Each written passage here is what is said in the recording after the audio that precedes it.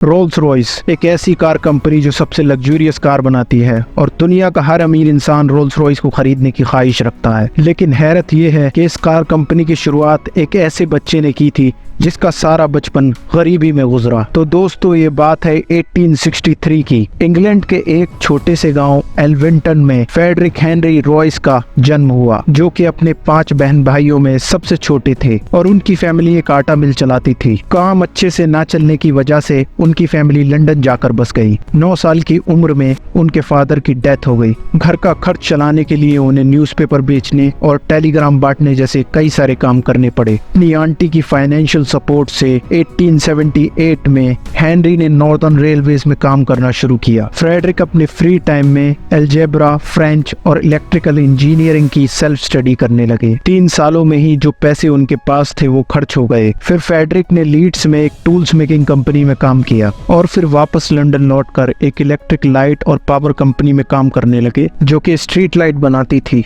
Henry ने अपनी कमाई से कुछ पैसा बचाना शुरू कर दिया था, क्योंकि उनका एम्बिशन इलेक्ट्रिकल इंजीनियरिंग की फील्ड में कुछ बड़ा करने का था। 22 साल की उम्र में अपने एक इंजीनियर दोस्त अर्नेस्ट क्लेरमोंट के साथ मिलकर उन्होंने एक कंपनी की शुरुआत की जिसका नाम FH रॉयस एंड कंपनी रखा गया। ये कंपनी स्मॉल इलेक्ट्रिकल इक्विपमेंट्स बनाती थी और 1894 आते आते ये कंपनी डायनामो और क्रेन्स भी बनाने लगी।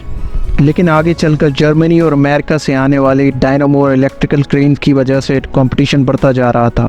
इसकी वजह से कंपनी को हैवी लॉसेस होने लगे और इसी वजह से हेनरी रॉयस का इंटरेस्ट कार्स में ज़्यादा बढ़ने लगा। उसके बाद हेनरी अपनी खुद की सेल्फ मेड कार बनाने पर ज़्यादा फोकस करने लगे। कार के मैकेनिज्म को अच्छे से समझने के लिए उन्होंने 1901 में एक टी-डायन और डेकाविल कार खरीदी, लेकिन ये दोनों कार हेनरी के स्टैंडर्ड पर खरी नहीं उतर पाई। फिर 1905 में उन्होंने अपनी डिज़ाइन करी हुई 2 सिलेंडर की 3 कारें बनाई, जिसमें से एक कार उन्होंने अपने बिजनेस पार्टनर अर्नेस्ट क्लेरमोंट को दे दी और दूसरी कार हेनरी एडमंड्स नाम के एक व्यक्ति ने खरीद ली। अब कहानी में एंट्री होती है कंपनी के दूसरे फाउंडर चार्ल्स स्टुअर्ट रॉल्स की, जो इत्तेफाक से हेनरी एडमंड्स के फ्रेंड थे।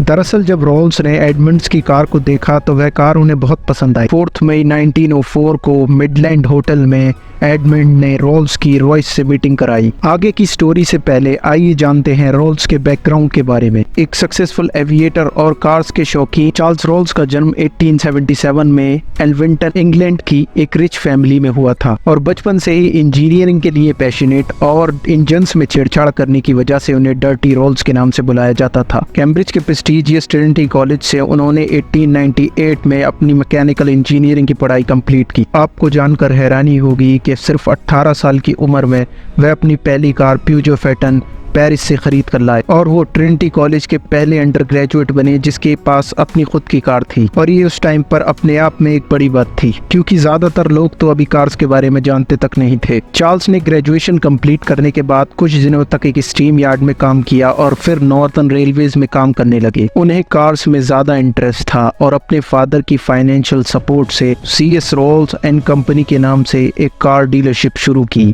और अगले कुछ सालों तक वह फ्रेंच पूजो और बेल्जियम मिनर्वा कार का इंपोर्ट करते रहे। हालांकि वो चाहते थे कि ऐसी गाड़ियां उनके देश में भी बनाई जाएं। एडमंड्स के पास इंग्लैंड की बनी कार देखकर उन्होंने रॉयस से मिलने में इंटरेस्ट दिखाया। रॉल्स और रॉयस के मिलने के बाद 23 दिसंबर 1904 को उनके बीच एक बिजनेस डील हुई कि रॉयस की बनाई सभी कार रॉल्स खरीदेंगे और उन कारों को रोल्स रॉयस के नाम से जाना जाएगा। 2 ऐसे लोगों के बीच समझौता हुआ जिसमें सिर्फ एक ही चीज कॉमन थी, वो थी कार्स के लिए उनकी दीवानगी। बाकी सब कुछ बिल्कुल अलग था। जहां 41 साल के रॉयस ने गरीबी में तपकर और सेल्फ स्टडी से यहां तक का सफर तय किया था, वहीं 26 साल के रॉल्स हर ऐशो आराम के साथ एक अमीर फैमिली में पैदा हुए जिन्होंने ट्रिनिटी कॉलेज से अपनी एजुकेशन पूरी। 1904 में रोल्स रॉयस की पहली कार 10 HP लॉन्च की गई, जिसमें हेनरी रॉयस की टेक्निकल नॉलेज और रॉल्स का बिजनेस नॉलेज जबरदस्त काम कर गया। जहाँ दिन रात रॉयस मेहनत करके गाड़ियां बनाते, वहीं रॉल्स अपनी बिजनेस स्ट्रेटजी और मार्केटिंग से उन गाड़ियों को बेच देते थे। बिजनेस को आगे बढ़ता देख रॉल्स को जरूरत थी एक ऐसे आदमी की जो कंपनी के विजन को आगे बढ़ा सके और उसके लिए अपनी company CS Rolls and company के जॉइंट मैनेजर क्लाउड जॉनसन को उन्होंने as a managing director join करा लिया। क्लाउड जॉनसन को मार्केट की अच्छी समझ थी और रोल्स रॉयस की ग्रोथ में उनका बहुत बड़ा कंट्रीब्यूशन है। ज्वाइनिंग के बाद उन्होंने सलाह दी कि कई अलग अलग मॉडल्स की कार बनाने की बजाय एक 40-50 हॉर्स पावर की लग्जरी, स्मूथ और सॉलिड कार बनाई जाए जो मार्केट में मौजूद ना हो। और उनकी इसी सलाह पे काम करते हुए 1906 में रोल्स रॉयस ने 6 सिलेंडर सिल्वर गोस्ट कार को लॉन्च किया, जो उस टाइम पर वर्ल्ड की नंबर 1 कार बन गई। रोल्स और रॉयस दोनों बेस्ट क्वालिटी डिलीवर करने के लिए दिन रात काम करते रहे, लेकिन स्पेशली रॉयस को एक हार्ड वर्कर के रूप में जाना जाता है। वह कई सालों तक बिना प्रॉपर डाइट के दिन रात काम करते रहे, जिसका उनकी हेल्थ पर बुरा असर पड़ा और वो अक्सर बीमार रहने लगे। रोल्स एक ट्रेन्ड एविएटर थे और उन्हें हॉट एयर बलून और एयरक्राफ्ट उड़ाने का शौक था। 1907 में चार्ल्स ने रॉयस को एक एरो इंजन डिजाइन करने के लिए मनाने की कोशिश की, लेकिन रॉयस ने मना कर दिया, जिसके बाद चार्ल्स ने राइट ब्रदर्स से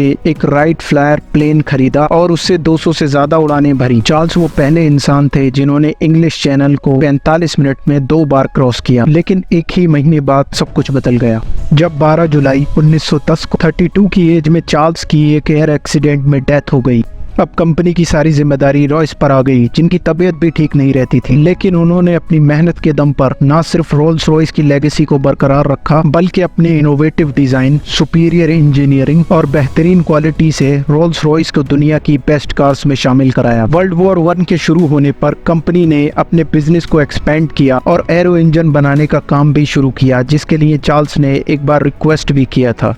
रोल्स रॉयस ईगल वो पहला एयरक्राफ्ट इंजन था जो वर्ल्ड वॉर के दौरान ब्रिटिश आर्मी के लिए पेश किया गया था। बाद में डिमांड बढ़ने से रोल्स रॉयस ने मैसाचुसेट्स में एक और फैक्ट्री खोली और उसी साल स्प्रिंगफील्ड कोस्ट नाम की एक कार बनाई। 1930 में रोल्स रॉयस ने बेंटले नाम की एक स्पोर्ट्स रेसिंग कार को भी एक्वायर कर लिया। अगले कुछ सालों तक कंपनी ने बहुत अच्छा परफॉर्म किया, लेकिन रॉयस अपनी हेल्थ की वजह से परेशान रहने लगे और 70 साल की उम्र में 1933 में उनकी डेथ हो गई। लंबे समय तक बीमार रहने के बावजूद भी रॉयस ने कभी काम करना बंद नहीं किया। उन्होंने अपना लास्ट स्केच अपने डेथ बेड पर बनाया था। 1950s में रोल्स रॉयस की कारों में डीजल इंजन लगाने की शुरुआत हुई। हालांकि मार्केट में और ज्यादा ब्रांड आ जाने की वजह से और रिसर्च एंड डेवलपमेंट में ज्यादा खर्च होने से कंपनी लॉस में जाने लगी और फिर ऑटोमोबाइल मार्केट में रिसेशन के चलते रोल्स रॉयस को 1998 में बेचने का फैसला किया गया और खरीद की दौड़ में फोक्सवैगन और BMW ये 2 कंपनियां थी, लेकिन फाइनल बिडिंग में BMW को पीछे छोड़ते हुए फोक्सवैगन ने रोल्स रॉयस को एक्वायर कर लिया, लेकिन एग्रीमेंट के तहत रोल्स रॉयस का ब्रांड नेम और लोगो उनको नहीं दिया जाना था। बाकी गाड़ियों के डिजाइन और production units spirit of ecstasy और Rolls Royce grille shape trademark Volkswagen को दे दिए गए। क्योंकि BMW पहले से ही रोल्स रॉयस के लिए इंजन और उनके पार्ट्स की सप्लाई करता था, इसलिए रोल्स रॉयस ब्रांड नेम और लोगो का लाइसेंस BMW को बेच दिया गया। अब दिक्कत ये थी कि फोक्सवैगन के लिए अकेले रोल्स रॉयस का प्रोडक्शन करना पॉसिबल नहीं, क्योंकि इंजन के काफी पार्ट्स BMW प्रोवाइड कराता था। इस प्रॉब्लम से निपटने के लिए दोनों के बीच बातचीत हुई और BMW 2003 तक इंजन के पार्ट्स देने के लिए राजी हो गया, जिसके बदले फोक्सवैगन को द स्पिरिट ऑफ एक्सटेसी और ग्रिल शेप ट्रेडमार्क BMW को देना पड़ा। एक नई रोल्स रॉयस बनाने के लिए BMW को टाइम मिल गया और कंपनी ने 2003 में नई प्रोडक्शन यूनिट से अपनी पहली कार फैंटम को लॉन्च किया और उसके बाद गोस्ट,